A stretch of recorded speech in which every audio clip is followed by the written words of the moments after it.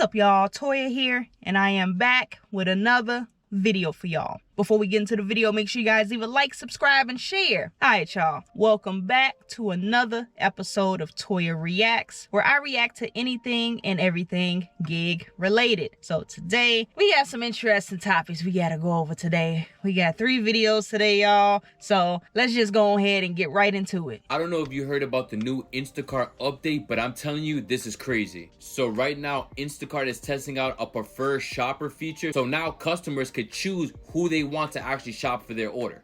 Now this is a big game changer, because now when you're doing a shop for a customer and they're a big tipper, that means that you get preferred order, and the best part, you choose your availability as the shopper, so they need to work with your schedule. So this is how it's going to look on the customer's app. They could give you a good rating, and now they could put you as a preferred shopper. So when you set your availability as the shopper, the customer has to work with your schedule. So if they want you specifically to go shop for their order, they need to actually schedule the time for you to actually do their order. So this is crazy good. This is a crazy new update. I wish Uber Eats and DoorDash could actually implement this as well, because you don't know how many times that you go do somebody's order and they love you and you never see them again. They're a big tipper, so that's why we want to start doing over and above for these type of customers, because now we can start getting consistently high tips, because now we could be put on the preferred list. All right, y'all. So yeah, that's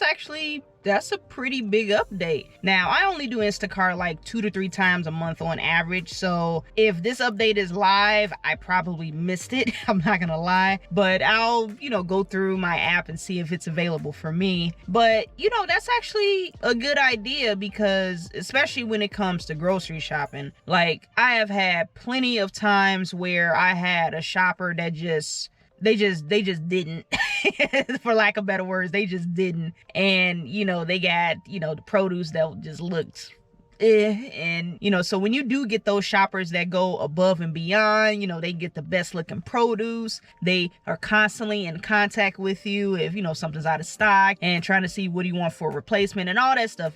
Those shoppers, they're hard to come by. And yeah, if they're a regular in that area, I would love to have the ability to have them as a preferred shopper. And like the guy said, imagine you have a customer that wants you as a preferred shopper and they are a big tipper, so you're just constantly racking in money from that person, because they tip well, right? That they're gonna tip well, so every time they request you, it's gonna be worth it for you regardless, right? So yeah, it would be nice to see something like that on the food delivery apps for DoorDash, Uber Eats, and all of that, because it's the same thing there.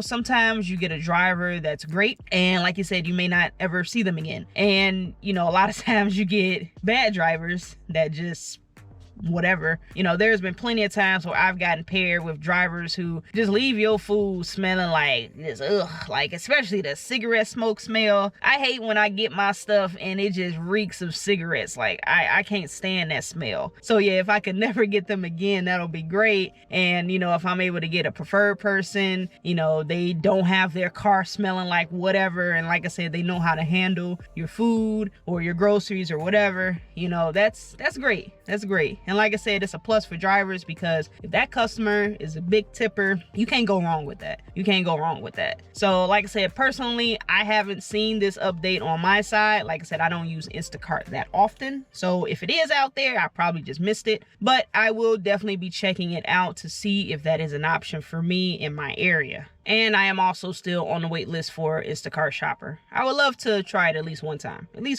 but I don't know if that's going to happen. But that's okay. That's okay. All right, this next video is a long one, so I'm just going to go ahead and show the part where they're talking about the gig app, and we can discuss everything after. You guys want to check out the full video, it's in the comment section. All the original videos are always in the comment section. So yeah, but we're just going to watch this end part of the video. And now that everyone is asking for tips for every service that's rendered in our economy, it's becoming really easy to just not tip anywhere. Because Americans are officially in a state of max tip fatigue. And as more people move away from tipping, it hurts the people who need tips the most. The people waiting tables who are getting paid less than minimum wage by their employer. And the most frustrating thing about all of this is if you refuse to tip in 2023, it doesn't necessarily mean that you're a terrible human being, because tipping feels so shady in so many circumstances. Because unless you can put hard cash into the physical hand of the person who helped you, there's no knowing whether or not that money is actually going to make it to them. If you tip on a digital screen, you have no idea whether or not the business itself is just taking that money for themselves. Just like Amazon got caught doing back in 2015. Almost a decade ago, Amazon had a program called Flex that allowed customers to leave tips for their drivers, and everybody loves their Amazon drivers. So people tipped, and they tipped generously.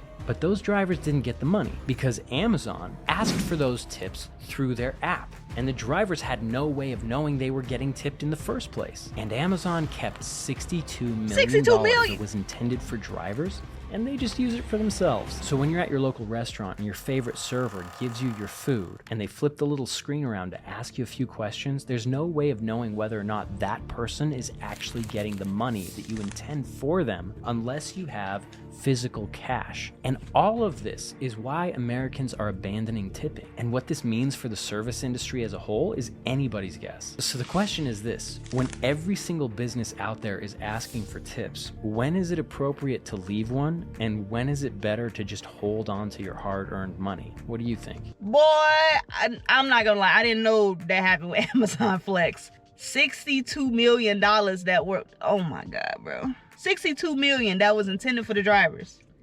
Like, that's crazy, bro. And I'm pretty sure there's other companies that have gotten caught doing that too. Amazon ain't the only one. They ain't the only one for sure. Yeah, like I said, this is the end part of that video. He talked a lot about tipping in general, as far as like the origins of tipping and a bunch of different things. So like I said, if you guys want to see the original video, the full video, the links to all of the original videos, they are in the description. Obviously, you guys know we have had our fair share of tipping discussions. Tipping is going to be something that we are going to be talking about until, you know, either the end of time or until people are actually getting paid fairly and not having to rely on tips. So yeah, I don't know. Tipping is it's that hot topic that like I said, we're never gonna stop talking about it, okay? And you guys pretty much know my stance on tipping. You know, I don't mind tipping if I'm getting a service from a person. So, you know, whether it's a delivery driver or the waiter, the valet driver, whoever, you know, I don't mind giving a couple extra dollars, right? It ain't hurting my pockets because, you know, I'm already paying for the service already. So, you know, what's a couple extra $5? Like that's not hurting my pockets, right? But when it comes to this over the top tipping, and I'm pretty sure you guys have seen this more recently, at least I have, where you go to a store and say, for instance, you go to like, I don't know, let's just say you go to 7-Eleven or something. I don't know if they have these at 7-Eleven. I don't know. But let's just say you go to 7-Eleven and you go buy a bag of chips, maybe some candy and a Gatorade or something or whatever, right? And you're checking out and it's like, all right, yeah, your total is, you know, $9.72 or whatever. And you have an option to leave a tip. And I'm like, who am I tipping? First of all, there's no cashier at the desk. I grab my own stuff off of the shelves and stuff. So like, who am I tipping? So yeah, it's gotten to the point where you're starting to see that more and more. And even when you go pick up food, I see this sometimes when I'm going to a restaurant to pick up food. Or even if you go to like McDonald's or something. I don't even know if they do this in McDonald's or not, but let's just say fast food or whatever. You go up to the counter because you're picking up your food, or you get there to place your order and you're going to pick it up. You're not dining in, right? And there's an option for you to tip. Now, granted, yes, you can tip the kitchen staff, but I'm not gonna tip if I'm coming to pick up my food, you know, unless, you know, somebody is actually bringing it to my table, checking in on me, you know, I'm dining in. Or like I said, if somebody's bringing it to me, to my house, you know, drivers coming out, tip them. But I'm not gonna tip if I'm coming up to go pick up my food myself, because you're already eliminating a couple different factors of other people coming to bring the food to me and providing service to me at my table and all that stuff. So in that case, I won't tip, right? So yeah, like he said, it's gotten out of hand, and I kind of feel when he said that tip tip fatigue because, you know, it's just thrown in our faces every time. Tip, tip, tip, tip, this and that. And it's like, okay, we've gotten to a point where it's gotten out of hand. You can't tip for every single little thing. You can't. And this is a little bit off topic, but you know, like when you go to the store and they ask you, do you want to donate to like Children's Hospital or whatever? So I've heard that if they're asking you to donate to the charity or whatever their choice, they're actually taking that money back for themselves because they've already did their charity donation however long ago. They're more or less just trying to recoup the money back from the donation. That's what I've heard. Okay, don't shoot the messenger. That's just what I heard. So that's just another, if it is true, which I wouldn't be surprised if it is, but you know, if that is true, that is just another point to show, you know, how corporations more or less lie to you and tell you, hey, you know, you're gonna donate to the Children's Cancer Society and this and that, you know, go ahead and round up and donate your 23 cents or whatever, and then you keep doing it over and over and over. You know, they didn't get a couple meal off of that, and they probably donated less. So I wouldn't be surprised, like I say, if that is the case. You know, them doing this whole tipping thing, that's just another way to go ahead and fill their pockets. So yeah, I'm still surprised by Amazon. That's crazy. So, and like I said, I wouldn't be surprised if this is still happening and, you know, other companies just haven't gotten caught. So that's the unfortunate thing of when you are tipping digitally, you don't know if it's actually going to the person. And to those people who say, well, I like to go ahead and give tips to, you know, my driver or whatever. The thing is, when an order pops up for the driver to accept, they don't see those notes that you're indicating like, hey, I'm gonna leave a cash tip. They just see a low paying order, however much it is, $2, $3, $4, and that mileage that they gotta drive, you know, the to and from, right? And they ain't gonna see that, so a lot of people are probably gonna turn it down. And the other thing, even if you do have the intention of giving a cash tip, there have been a lot of people who have unfortunately been finessed and they were told that they would get a cash tip, but they didn't. I don't even want to call it a double-edged sword. It's just a thing of uncertainty. You just don't know people's intentions on both sides. It's like, I don't know. But kudos to those who actually do leave cash tips, because you know that is 100% going to the driver. And even those tips that you are getting from the platforms, who's to say that that's actually 100% of the tip? You don't really know, because like I said, it's digital and they can do whatever they want on the back end and alter stuff, and you never know. All right, moving on to our last video, guys. If we get something from them, they're going to take something else from us. That's how these big corporations work, okay? I feel like when I see people make videos, talk about striking, we need to unite, all this stuff, we need to tell customers not to order off these apps. It hurts the drivers that are out there hustling that are in good markets. And I get like, hey, everybody's perspective is different. Everybody can feel and do what they want. And striking is good. We have to do change. I hear you.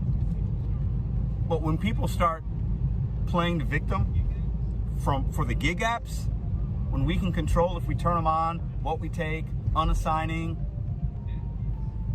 that is baiting, it's pandering, it's scare tactics, it's making something it's not.